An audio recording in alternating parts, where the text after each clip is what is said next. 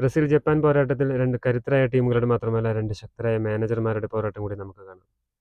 ജപ്പാന്റെ കോച്ച് ഡഗ്ഔട്ടിൽ ഇരുന്നുകൊണ്ട് അതിവേഗത്തിൽ തന്ത്രങ്ങൾ മെനയുന്നതും അത് വേഗത്തിൽ തന്നെ നടപ്പിലാക്കുന്നതും നമ്മൾ ഈ ലോകകപ്പിൽ തന്നെ കണ്ടതാണ്. ഹജിയ മോറിയാസു എന്ന ജപ്പാന്റെ കോച്ച് ജപ്പാനെ വളരെ വേഗത്തിൽ കുതിക്കാൻ സഹായിച്ചിട്ടുണ്ട്. ബ്രസീലിന്റെ കോച്ചായ കാർലോ ആൻസലോട്ടിയെ പറ്റി കൂടുതൽ പറയേണ്ട ആവശ്യമില്ലെന്ന് തന്നെ അറിയാം. ക്ലബ്ബ് തലത്തിൽ വളരെയധികം സൂപ്പർ താരങ്ങളെയും മികച്ച ക്ലബ്ബുകളെയും അദ്ദേഹം പരിശീലിപ്പിച്ചിട്ടുണ്ട്. Real Madrid, Bayern Munich, Chelsea, AC Milan, Juventus തുടങ്ങിയ ക്ലബ്ബുകൾക്കെല്ലാം കിരീടങ്ങൾ നേടിക്കൊടുത്തിട്ടുണ്ട്. മറ്റൊരു കൗതുകകരമായ കാര്യമെന്തെന്നാൽ ജപ്പാൻ ഇത്രയും നന്നായി പെർഫോം ചെയ്യുന്നത് ബ്രസീലിൻ്റെ ലെജൻഡായ സീക്കോയുടെ പരിശീലനം കൂടിയാണ്.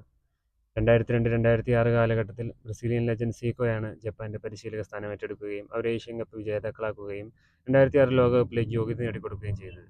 അതിനേക്കാളുപരി ജപ്പാൻ ലീഗായ ജെ ലീഗ് 1993 തുടങ്ങാൻ പ്രധാന പങ്ക് വഹിച്ചത് സീക്കോ തന്നെയാണ്. സീക്കോ അവിടെ പോയി മത്സരിക്കുകയും പിന്നീട് കോച്ചായി പ്രവർത്തിക്കുകയും ചെയ്തിട്ടുണ്ട്. ജെ ലീഗ് തന്നെയാണ് ജപ്പാൻ ടീമിനെ ഇത്രയധികം നല്ലൊരു ടീമായി വളർത്തിയെടുത്തത്. ഈ ലോകകപ്പിൽ ജപ്പാനാകട്ടെ നെതർലൻഡ്സിനെയും സ്വീഡനെയും സമനിലയിൽ കൊടുക്കുകയും ടുണീഷ്യയെ 4 ഗോളുകൾക്ക് പരാജയപ്പെടുത്തുകയും ചെയ്തു. കഴിഞ്ഞ 11 മത്സരങ്ങളായിട്ട് യൂറോപ്യൻ ടീമുകൾക്ക് ഇതുവരെ ജപ്പാനെ തോൽപ്പിക്കാൻ സാധിച്ചിട്ടില്ല. ലോകകപ്പിന് മുമ്പുള്ള സൗഹൃദ മത്സരങ്ങളിലാകട്ടെ ഇംഗ്ലണ്ടിനെയും എന്തിന് ഇപ്പോൾ കളിക്കാൻ പോകുന്ന ബ്രസീലിനെ വരെയും തോൽപ്പിച്ചിട്ടാണ് അവർ ഈ ലോകകപ്പിലേക്ക് കടന്നു വന്നത്. കഴിഞ്ഞ ഖത്തർ വേൾഡ് കപ്പിലാകട്ടെ സ്പെയിനെയും ജർമ്മനിയെയും തോൽപ്പിച്ചിട്ടാണ് അവർ അടുത്ത റൗണ്ടിൽ കയറിയത്. എന്തു വന്നാലും പക്ഷേ റൗണ്ട് ഓഫ് 16 ഇതുവരെ ജപ്പാന് കടക്കാൻ സാധിച്ചിട്ടില്ല. കഴിഞ്ഞ തവണ ക്രൊയേഷ്യയ്ക്ക് മുന്നിൽ അടിപതറുകയാണ് അവർക്കുണ്ടായത്. ഗോളുകൾ വഴങ്ങിയാലും തിരിച്ചു വരാനുള്ള ശക്തിയാണ് ജപ്പാന്റെ മറ്റൊരു കരുത്ത്. കഴിഞ്ഞ വേൾഡ് കപ്പിലും നമ്മളത് കണ്ടതാണ്. ഈ കഴിഞ്ഞ സന്നാഹ മത്സരത്തിലും ബ്രസീലായി മത്സരിക്കുമ്പോൾ 2 ഗോൾ പിന്നിൽ നിന്ന ശേഷമാണ് 3 ഗോൾ തിരിച്ചടിച്ചവർ ജയിച്ചത്. ജപ്പാന്റെ കരുത്ത് നമ്മൾ കാണുന്നുണ്ടെങ്കിലും ബ്രസീൽ പഴയ പ്രതാപത്തിലേക്ക് തിരിച്ചു വരാനുള്ള ആവേശത്തിലാണ്. വിനീഷ്യസ് ജൂനിയർ അടക്കം മികച്ച ഫോമിലാണ് തുടരുന്നത്. പല വിമർശനങ്ങളുണ്ടായാലും കഴിഞ്ഞ 3 മത്സരത്തിലും man of the match Vinicius junior ആയിരുന്നു.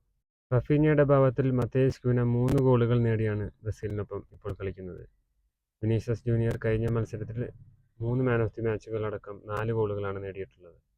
ബ്രസീലിയൻ ലെജൻഡ് നെയ്മറിന് ജപ്പാനെതിരെ മികച്ച ഫോമാണുള്ളത്. എന്നാൽ അദ്ദേഹത്തിന് കളിക്കാൻ സാധിക്കുമോ എന്നറിയില്ല. അതുപോലെ തന്നെയാണ് ജപ്പാൻ പ്ലേയേഴ്സിൽ സ്ട്രൈക്കേഴ്സിലും പലർക്കും പരിക്കും അലട്ടുന്നുണ്ട്.